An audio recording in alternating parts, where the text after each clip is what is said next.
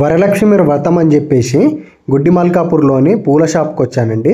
పూలకైతే అడ్డగోలు రేట్ చెప్తున్నారు. అయినా కానీ తీసుకెళ్ళాలి కదా. ఇలా తీసుకొని వచ్చేసి బంతిపూలు మొత్తం వర్షంలో తడుచుకుంటూ వచ్చాము. వచ్చిన తర్వాత బంతిపూలు మొత్తం ఇగో పచ్చిగా ఉన్నాయి. వాటి పచ్చిని పట్టుకొని ఇక్కడ ఇక మా వాళ్ళు ఏం చేస్తున్నారంటే ఒక్కొక్కటి దారానికి కుచ్చుకొని రేపటికి వరలక్ష్మి వ్రతానికి సిద్ధం చేసి పెట్టుకుంటున్నారు. మా అమ్మాయి ఏమో డెకరేషన్ చేయడానికి పువ్వులను కొన్ని విడిగా తీసుకుంది.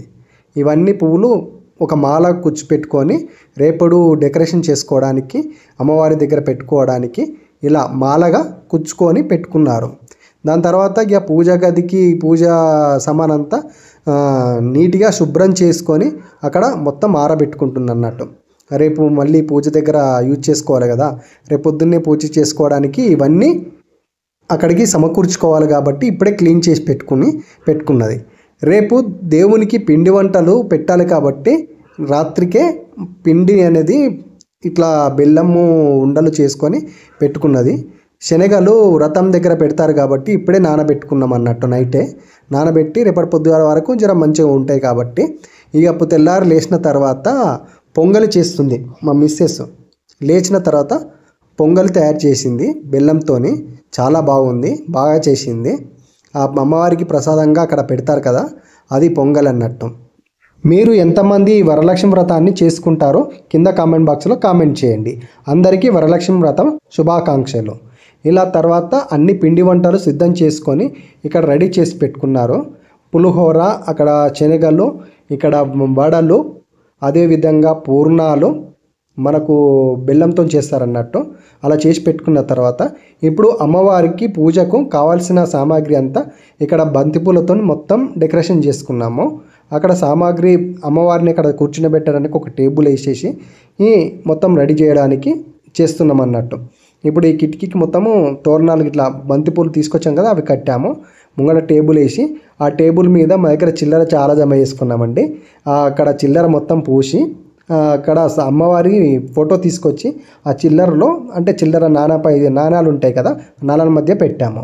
ఇక్కడ మా అమ్మాయి వచ్చేసి పూలను విడిగా నిన్న చుంచుకున్నది కదా, ఈరోజు ఒక డెకరేషన్ లెక్క ఒక మూలక చేసి పెట్టుకుంది. చాలా బాగా చేసింది, చాలా బాగా అనిపించింది నాకైతే డెకరేషన్ చేస్తుంటే.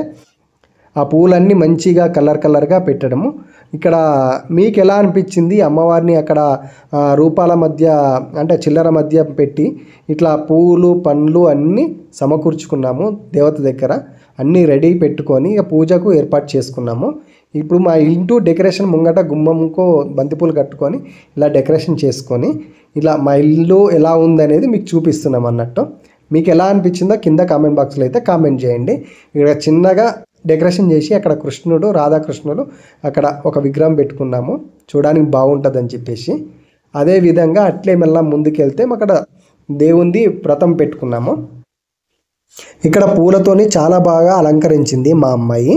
అదేవిధంగా ఇక్కడ కూడా ఒక కృష్ణుని, రాధాకృష్ణుని విగ్రహం పెట్టేసి అక్కడ కూడా పూలతో మంచిగా అలంకరించింది. ఒక్కొక్క రంగు పూలు పెట్టేసి చాలా బాగా నీట్గా చేసి పెట్టింది. నాకైతే చాలా బాగా అనిపించింది. మా అమ్మాయి కూడా ఇలా డెకరేషన్స్ బాగా చేస్తుంది, బాగా అలవాటు పరుచుకుందని చెప్పేసి. ఈ అమ్మవారిని చూస్తుంటేనైతే నాకు చాలా బాగా అనిపించింది. ఈ ఫోటో చూడంగానే మేము అయితే చాలా ముగ్ధులం అయిపోయి ఈ ఫోటో కొనుక్కొచ్చుకున్నాము. చాలా బాగా అనిపించింది. మీకు ఎంతమందికి నచ్చిందో కింద కామెంట్ బాక్స్లో అయితే కామెంట్ అయితే చక్కగా చేయండి. అందరికీ వరలక్ష్మి వ్రతం శుభాకాంక్షలు చెప్తున్నాము. ఈ డెకరేషన్స్ అన్నీ చేసుకొని అమ్మవారిని అక్కడ ప్రతిష్ఠించుకొని అక్కడ పెట్టేసుకొని ఇప్పుడు పూజా కార్యక్రమం అనేది స్టార్ట్ చేసుకున్నాము. అదంతా మీకు వీడియోలో చూపించలేకపోవచ్చు, కానీ కొంతవరకు అయితే మేము చూపించడానికి అయితే ప్రయత్నిస్తాము. అక్కడ అమ్మవారికి నగలు ఇట్లా అవన్నీ పెట్టేసుకొని అక్కడ పూజా కార్యక్రమం స్టార్ట్ చేశారు. స్టార్ట్ చేసి తోరణాలు ఇట్లా చేసి అమ్మవారికి మంచిగా పూజ చేసుకుంటూ గౌరమ్మను పూజించి పెట్టుకొని పూజ చేసుకుంటూ ఉన్నారన్నట్టు. ఈ వరలక్ష్మి వ్రతము శ్రావణ మాసంలోని శుక్లపక్షంలో అంటే పౌర్ణమికి ముందు వచ్చే శుక్రవారం నాడే ఖచ్చితంగా జరుపుకుంటారన్నట్టు.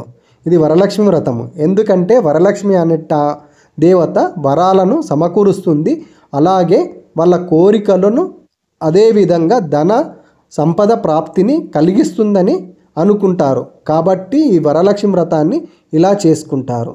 వరలక్ష్మి వ్రతం అనేది విష్ణుదేవుని భార్య కాబట్టి, అందుకు విష్ణుదేవుని భార్య లక్ష్మి కాబట్టి లక్ష్మి కటాక్షము సమకూరుతుందని చెప్పేసి అందరూ ఈ వ్రతాన్ని చేయడం జరుగుతుంది. యాక్చువల్గా పురాణాల ప్రకారము పరమశివుడు వరలక్ష్మి వ్రతం గురించి పార్వతీదేవికి వివరించినది అని చెప్పడం అయితే జరుగుతుంది. బుక్కుల్లో పుస్తకాల్లో మనకు ఉంటుంది. లోకాల్లో స్త్రీలు సకల ఐశ్వర్యాలతో పుత్ర పవిత్రాలతో పొందేందుకు వీలుగా ఏదైనా ఒక వ్రతాన్ని సూచించమని పార్వతీదేవి ఆదిదేవుణ్ణి కోరుతుందన్నట్టు. అప్పుడు శంకరుడు గిరిజనులకు వరలక్ష్మి వ్రతం మహత్యాన్ని గురించి వివరించుతాడన్నట్టు. అదే సందర్భంలో శివుడు ఆమెకు చారుమతి దేవి వృత్తాంతాన్ని తెలియజేస్తాడు. భర్త పట్ల ఆదరాన్ని, అత్తమామల పట్ల గౌరవాన్ని ప్రకటిస్తూ చారుమతి ఉత్తమ ఇల్లాలుగా తన బాధ్యతను నిర్వహిస్తుంది. ఆ మహాలక్ష్మీదేవి పట్ల ఎంతో భక్తి శ్రద్ధలతో కలిగిన చారుమతి అమ్మవారి త్రికరణ శుద్ధిగా పూజించేది. ఆ మహాప్రతివత పట్ల మహాలక్ష్మీదేవి అనుగ్రహం కలిగి స్వప్నంలో ఆమెకు సాక్షాత్కరిస్తుంది. శ్రావణ శుక్ల పౌర్ణమి ముందు వచ్చే శుక్రవారంన ఆమెను ఆదరిస్తే కోరికిన వరాలన్నీ ఇస్తానని ఆమెకు దేవి అభయమిస్తుంది. స్వప్నంలో వచ్చిన విధంగానే తెల్లవారున లేచి అందరికీ చుట్టుపక్కల అందరికీ చెప్పి చారుమతి దేవి అదేవిధంగా వరలక్ష్మి వ్రతాన్ని ఆచరిస్తుంది. వరలక్ష్మి వ్రతం చేసుకోవడం వల్ల ఆమెకు సిరి సంపదలు అష్టైశ్వర్యాలు సిద్ధిస్తాయి. అది చూసిన వారందరూ కూడా అదేవిధంగా వరలక్ష్మి వ్రతాన్ని చేసుకుంటారు. వారందరికి కూడా సిరి సంపదలు అనేది చేకూరుతాయి. దేవి అభయం ఇచ్చిన విధంగానే జరుగుతుంది. ఇది శివుడు పార్వతికి వివరించడం జరిగిందని పురాణాల్లో గాథ ఉంది. అదేవిధంగా గౌరీదేవి కూడా ఆ వరలక్ష్మి వ్రతాన్ని ఆచరిస్తుందని చెప్పేసి పురాణాల్లో చెప్పడం అయితే జరిగింది. పురాణాల్లో చెప్పడం జరిగింది కాబట్టి అప్పటి నుంచి వరలక్ష్మి వ్రతాన్ని చేసుకుంటున్నారు. ఇలా చేసుకోవడం వల్ల కుటుంబాలలో శాంతి, ప్రశాంతత, మనశ్శాంతి, అదేవిధంగా ధనప్రాప్తి, ఈ ఆరోగ్యము ఈ విధంగా కలుగుతాయని చెప్పేసి నమ్మకంతో వరలక్ష్మి వ్రతాన్ని చేసుకుంటున్నారు. అష్టలక్ష్మిలలో వరలక్ష్మీదేవి ఒక ప్రత్యేకత ఉందంటారు. మిగిలిన లక్ష్మీ పూజల కంటే వరలక్ష్మి పూజ శ్రేష్టమని శాస్త్ర వచనం. శ్రీహరికి ఇష్టమైన, పైగా విష్ణు జన్మ నక్షత్రమైన శ్రావణం పేరిట వచ్చే శ్రావణ మాసంలో ఈ వ్రతాన్ని చేస్తే విశిష్ట ఫలితాలు లభిస్తాయంటారు.